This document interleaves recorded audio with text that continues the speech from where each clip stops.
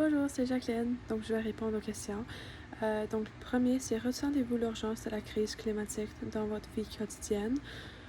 Oui, il y a toujours des posts Instagram puis d'autres médias sociaux qui nous parlent à propos des changements climatiques puis la crise climatique. Puis, je pense que n'importe où je tourne, il y a toujours quelqu'un ou quelque chose qui la mentionne. Et c'est vraiment une inquiétude pour moi parce que si je veux vivre une longue vie puis possiblement avoir des générations qui viennent après moi, je veux laisser le monde meilleur que je l'ai trouvé. Donc ça me fait un petit peu mal au cœur que c'est la position que les humains ont créée pour notre propre monde. Est-ce que vous êtes d'accord avec les conseils donnés pour réduire notre impact sur la planète? Oui, je pense que les deux vidéos étaient vraiment claires, puis j'ai vraiment analysé les sites web qu'ils ont utilisés pour trouver leur information, puis je pense que les choses simples comme vérifier comment longtemps tu conduis ton voiture, puis quelle voiture tu conduis, puis combien d'électricité tu utilises pour une famille, puis est-ce que tu as besoin d'être sur ton téléphone pour ce montant de temps? Est-ce que, comme toutes ces petites choses que je pense que tout le monde se pense à un moment ou un autre, mais en même temps, je pense que ces types de vidéos te gardent en check un petit peu. Quelles mesures avez-vous déjà mises en place dans votre vie pour diminuer l'empreinte sur l'environnement? Donc, je vais le mentionner pour mon question E. Mais moi, je suis le type de personne, j'étais élevée en éteignant toujours la lumière à chaque fois que tu quittes une salle. Puis, si tu n'as pas besoin d'allumer une lumière, tu peux rester dans la noirceur.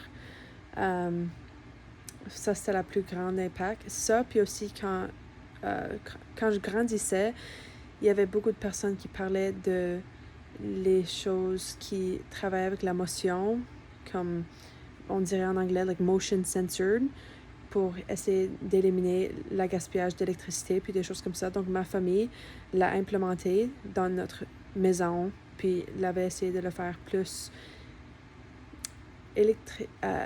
amicable pour l'électricité que possible. Ouais. Puis, d'après vous, quel changement faudrait-il mettre en place à notre échelle dans nos vies quotidiennes pour diminuer notre empreinte? Donc, ce que j'ai dit, c'est quand ça vient à ces changements, il faut qu'on soit responsable avec diminuer le montant d'électricité utilisée. Un exemple pourrait être que nous faisons sûr d'éteindre les lumières qui ne sont pas nécessaires ou quand on quitte une salle.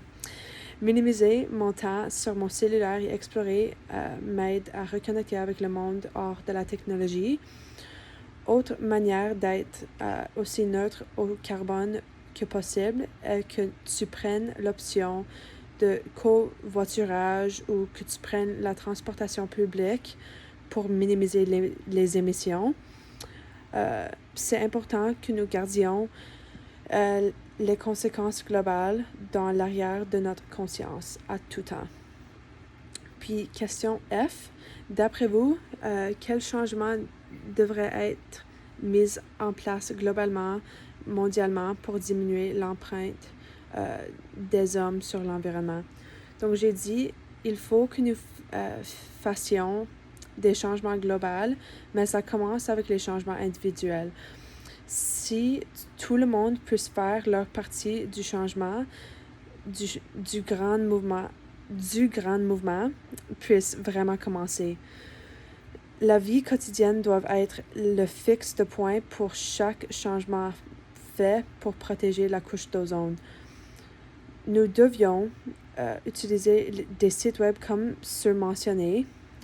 Dans les sites web, ils disent ces sites web sont pour nous éduquer sur les problèmes globaux, mais aussi comment les résoudre une journée à la fois dans nos vies quotidiennes. Donc, il faut vraiment prendre avantage de ces types de sites web et n'importe quelle éducation que tu peux recevoir, il faut vraiment être capable de le récepter, puis l'analyser, puis juste l'enregistrer le mieux que tu peux pour essayer de faire ton partie quotidienne. Merci.